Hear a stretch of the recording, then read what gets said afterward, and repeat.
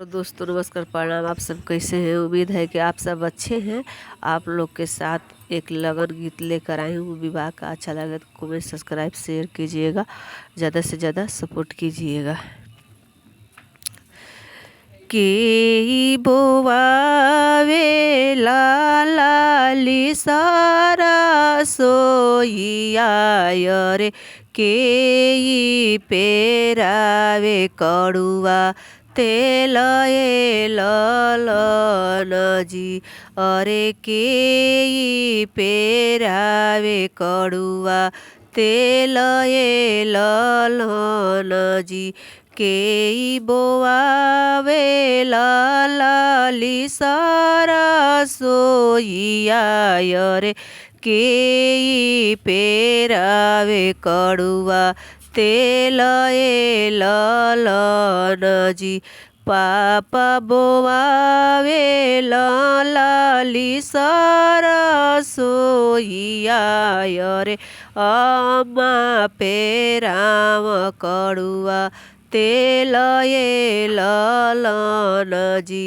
अरे अम्मा पेराव कड़ुआ तेल ललन जी। पापा बोआवे लाली सारा सोइया रे अम्मा पेराव कड़ुआ तेल ललन जी। अरे अम्मा पेराव कड़ुआ तेल ललन जी। के करे कहिया ले सिर चोटी बंधबो रे के करा कहिया सोहाग ललन जी। अरे के करा कहिया सुहाग ललन जी। के करे कहिया ले सिर चोटी बंधबो रे के करा कहिया सुहाग ललन जी।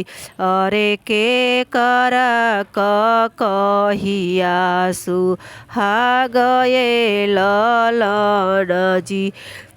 अम्मा के कहिया ले सिर चोटी बंधबो रे भाभी के कहिया सुहाग ललन जी।